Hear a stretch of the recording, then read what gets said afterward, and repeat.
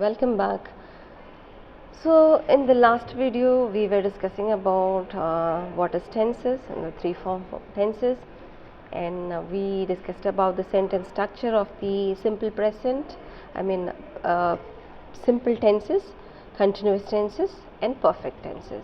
So now let us discuss about present, past, future, all the three tenses, perfect continuous. What is this perfect continuous? So if you see what is perfect continuous, when you combine the perfect and the continuous tenses, you get the perfect continuous tense. Yes, so it is typically used just like the perfect tense, except it describes ongoing action that happen over a period of time. Yes, you can see an example here. We have been living here since 1972. We have been living here since 1972. So it is an action that started in 1972, the past, and still it is continuing. So we started living, perfect, and we still live here. It is a continuous process. Yes, so that is the present perfect continuous.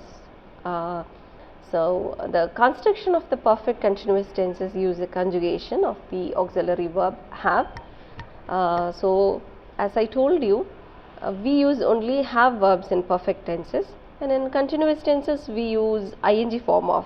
So here it is a perfect continuous tense, so we are using have verb plus ing in the main verb.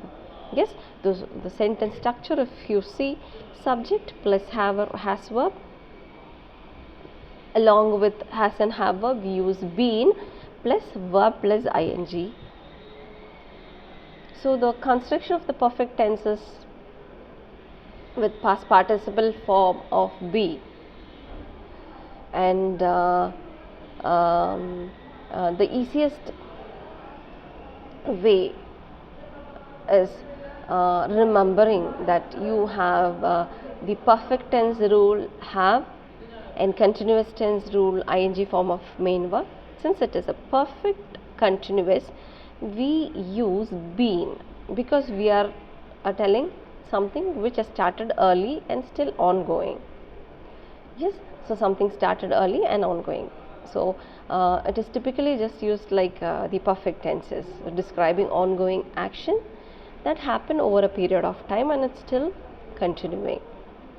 Yes, so the perfect tense, perfect continuous tense rule is that is an action that started early, started long ago and still in continuous process. In between there is a perfection, that is a thing which has been completed. So I have been living here since 92. Yesterday I was living, today I am living, and even tomorrow I may be living. Yes, so that is the explanation for present perfect continuous. So so that is all about the past tense, present tense and future tense. So where very short recap where we can have, so that is some kind of thing that we should always remember when we write these things are, and let me go back to the chart that we already focused on. That is, so if you see here, the root word of the action word changes accordingly. So it is in, when it comes to the simple form, you add yes or es, or sometimes the direct form of the word. Yes, so in the continuous tenses we are using be verb along with the verb action word plus ing. Yes, and when it comes to the perfect forms we are using only have verbs. So have verbs are have, has and had. So if it is a present tense we use have, has. If it is a past tense we use only had, and if it is a future tense, so all the future tense, whether it is simple future or continuous future or perfect future or perfect continuous future, we will have will in all the future tense. So along with the will we use have plus the past participle form or irregular form of verb. So coming to the perfect continuous tense.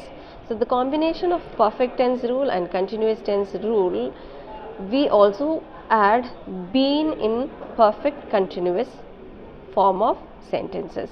So have verb plus been plus verb plus ing form of sentence structure is followed in perfect continuous tenses.